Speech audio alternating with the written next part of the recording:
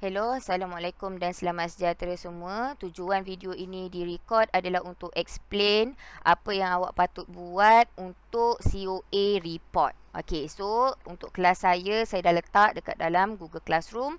Untuk kelas lain, please rujuk kepada pensyarah masing-masing di mana mereka letakkan report template tersebut lah. Okey, so boleh klik pada sini kalau menggunakan Google Classroom.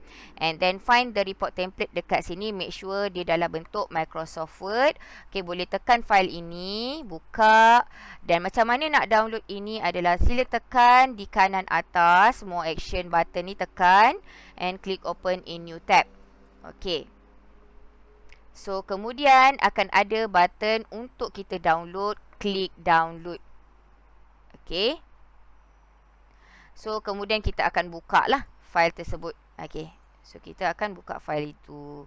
Okey, untuk pengetahuan semua pelajar, sila replace semua yang berwarna kuning. Yang saya kuningkan ini wajib ditukar dan ketika menghantar report sila pastikan tiada langsung yang di-highlightkan dengan warna kuning. Warna kuning ini adalah untuk memberitahu awak bahawa kuning ini perlu diganti dengan konten yang betul. Okey, contohnya lecturer name, awak kena type nama pensyarah awak, nama penuh pensyarah, tak tahu kena tanya pensyarah tersebut.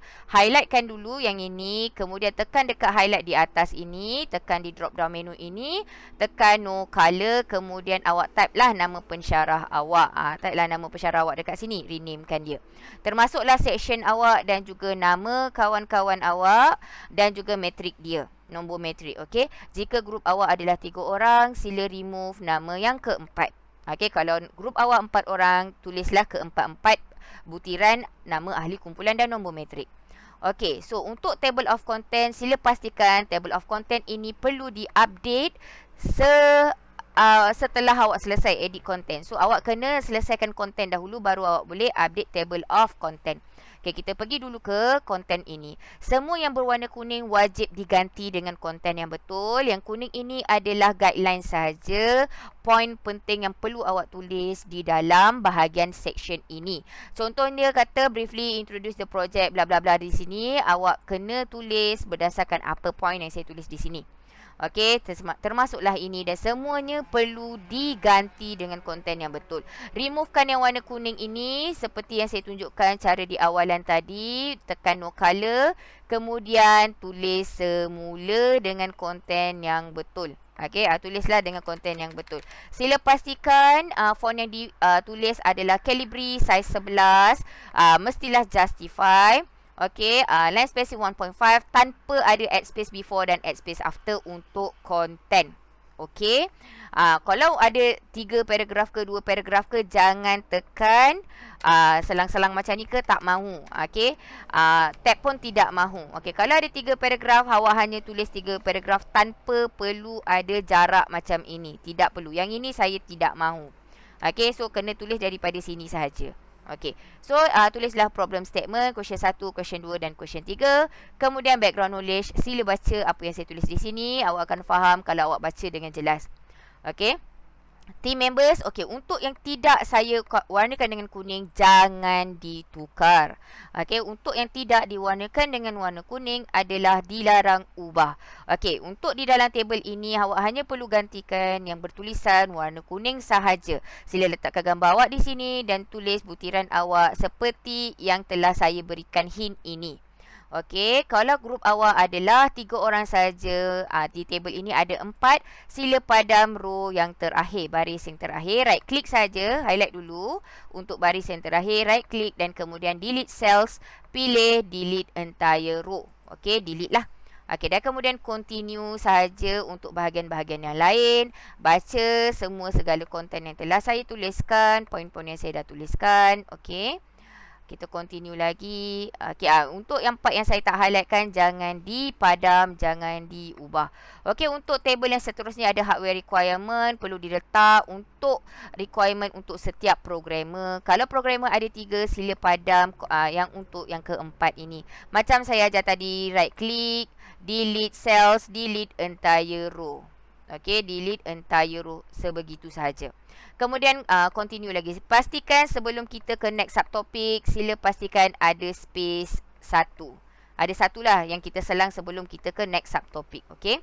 Okay, kita continue lagi. Next table, program, question, whatsoever. Kita continue. Okay, kemudian kita ke conclusion. Sila baca yang saya bolkan. 3 paragraf. Dan apa yang perlu dituliskan di dalam conclusion telah saya senaraikan di sini. Okey, termasuklah reflection. Reflection memerlukan 4 paragraf.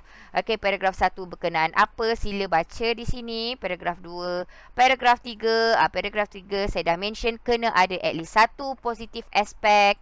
Paragraf 4, saya dah mention kena ada at least 3 benda yang awak telah belajar daripada projek ini, termasuklah reference.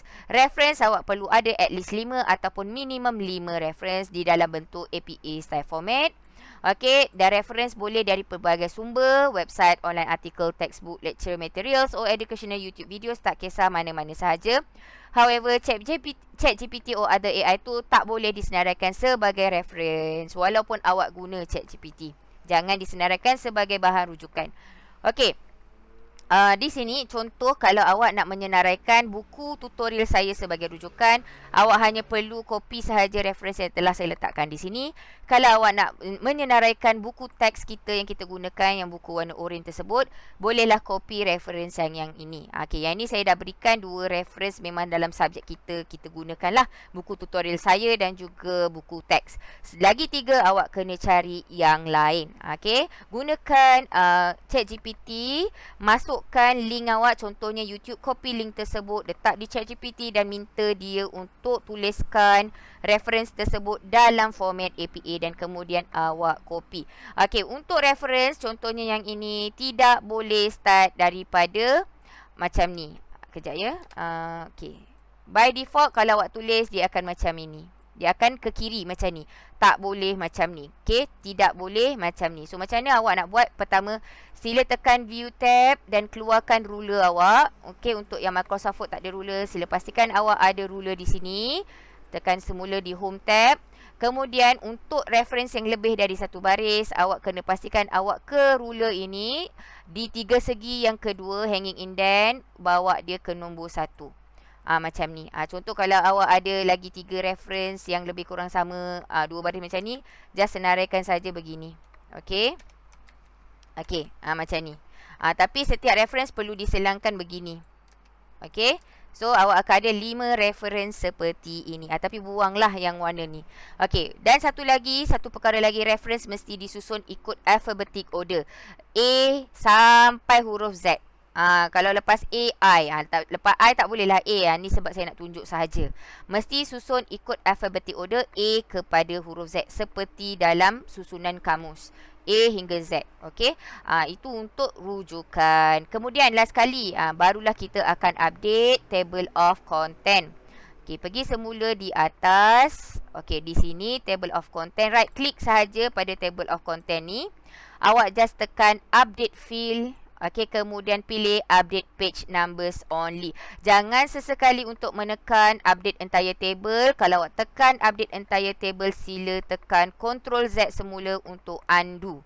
Kerana format akan lari jika awak pilih yang bawah. Mesti pilih update page numbers only. Dan awak tekan, nanti page number akan follow page number yang betul. Tapi kena make sure page number perlu table of content perlu diupdate di akhir sekali sebelum awak convert report ini dalam bentuk PDF. Okey, jelas Okey, selesai awak edit, sila ke file tab, save as dia dalam bentuk PDF. Contoh awak nak simpan di desktop, awak savekan dia dalam bentuk PDF. Okey, untuk nama file sila rujuk dalam project instruction ataupun di dalam Google Classroom ikut pensyarah masing-masing apa renaming format file tersebut. Okey, contoh macam saya dah tulis di dalam Google Classroom saya. Nama renaming file untuk report saya adalah project report dan letak group number.pdf file. Sila hantar dalam bentuk macam ini. Okey, saya harap semua orang jelas. Okey, so dan kemudian hantar sajalah. Okey, satu grup seorang saja hantar, grup leader sahaja yang perlu submit di dalam Google Classroom. Jika pensyarah lain, sila tanya pensyarah masing-masing siapa yang perlu hantar ataupun semua perlu hantar, kena tanya pensyarah masing-masing. Untuk saya, satu grup seorang sahaja yang perlu hantar. Okay, so nanti awak save lah. Kita save. Tapi rename betul-betul lah. Yang ni saya just tunjuk contoh sahaja. So hasilnya mestilah macam ini. Mestilah warna dan dia punya hasil dia macam ni lah. Sangat kemas, tak nampak cacat. Page number 1, page number 2, 3 dan seterusnya.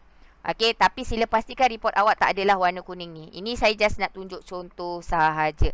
So report awak, kalau kita punya report template adalah 16 pages, maksudnya report awak kena lebih 16 muka surat.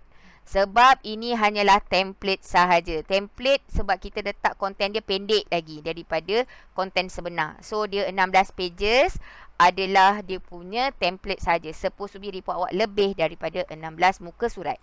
Okey, so itu saja untuk penerangan saya berkenaan cara mendownload dan menggunakan COA report template. Sekian, terima kasih.